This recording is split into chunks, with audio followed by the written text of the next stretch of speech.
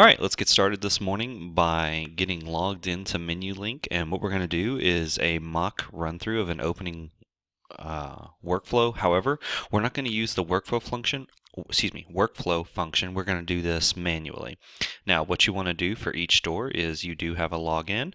I'm going to log in to Corridon this morning, and once we log in, it's going to bring up our main screen, which is by default on the Inventory tab.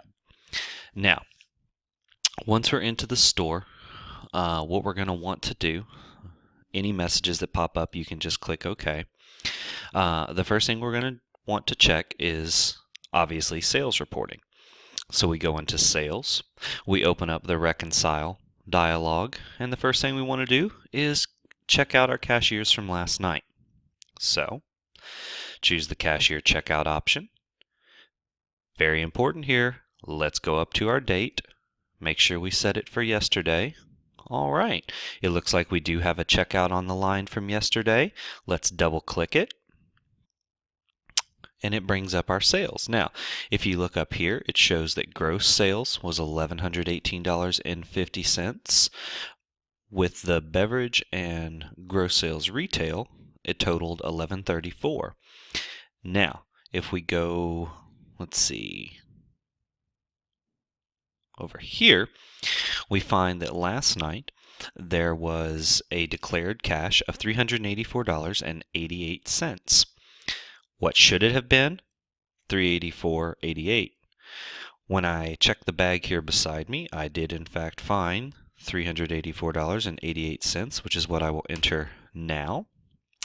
And if I come over here to the reconciliation report, net sales was $1,043.86. Moving down, there should have been accountability for cash of $383.78, of which I had an overage of $1.10. That's within range. I'm going to save it. Then I will exit to previous.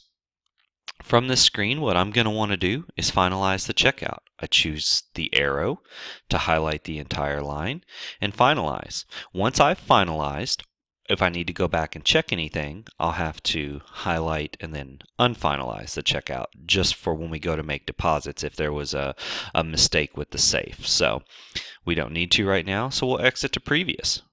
Mentioned safe a moment ago. Let's go ahead and do the safe count. Again, it's important that you go to the date of business, which at the top you'll see I've set it to yesterday's date, as today is the 9th. Under notes, I will make sure that I have put yesterday's date, and as far as the cash, let's go ahead and make sure we get these put in correct. All right.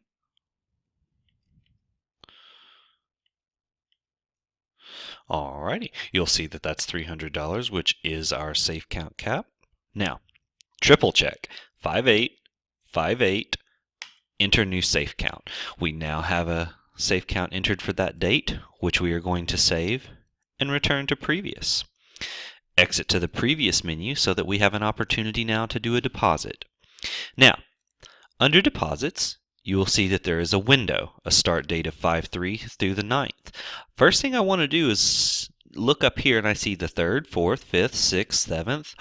But how do I make one for the 8th? Well, that's easy. There wouldn't be one yet because we haven't created it. So I go under New, set the business date to the 8th. Under Notes, I will confirm that I am in fact doing it on the 8th, and I'm going to put my name just so that they know who did the particular deposit. At the bottom, you'll notice that this popped up. This lets us know that there was a deposit made and earlier when we finalized the checkout, that's what generated this particular deposit. I'll put a check mark in this box, which populates the total up here. If I had any additional sales, like a third-party EBT sale that had to be done externally, like not through the POS, I would enter that here. Once I have confirmed that $384.88 is my entire and total deposit, I will hit Save, and I'd like to exit to Previous. Now we see we have the 3rd through the 8th, all things done. Therefore, we'll exit to Previous. Now we've done all of the financial things we need for the day. Let's go under Reconcile, And let's actually view our cash reconciliation report for yesterday's date. Nudge, nudge. Let's not forget this. We look at the day. It looks like on the day, the cash over short was only $1.10.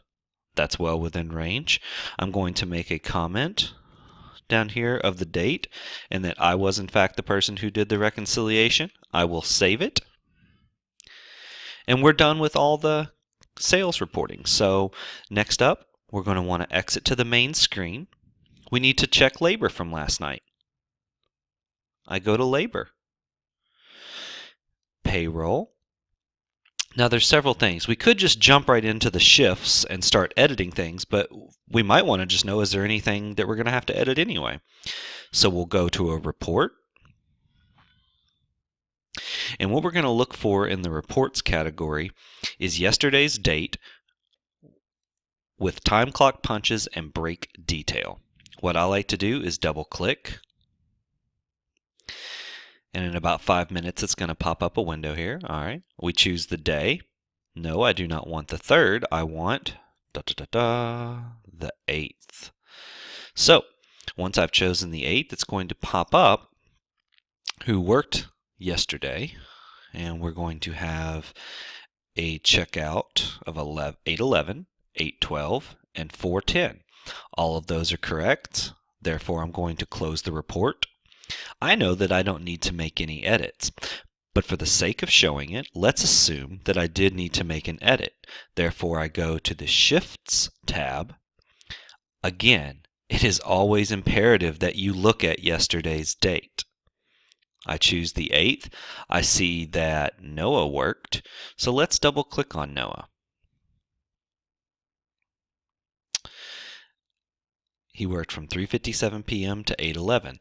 Let's assume for just a moment that he forgot to clock out, or he clocked out, or he had someone else clock him out and needed to edit the time back. From this screen, you would go to Edit, choose a reason, then in the notes, I would say who did it and why, and then you would either change his clock in or clock out and then save it. We're not going to make any edits at the moment, but that's how you would go about doing it. Once you have made an edit, it is always valuable to hit recalculate so that you make sure the edit went through. And any edit would in fact adjust these hour amounts here. We'll exit to previous. Any changes that you make will be saved at the previous screen and you'll have nothing to worry about. They'll be automatically put in, and what you'll want to do is exit to previous.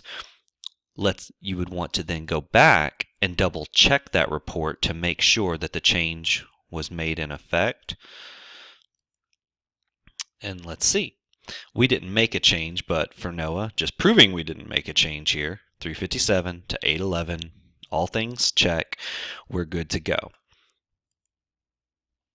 And that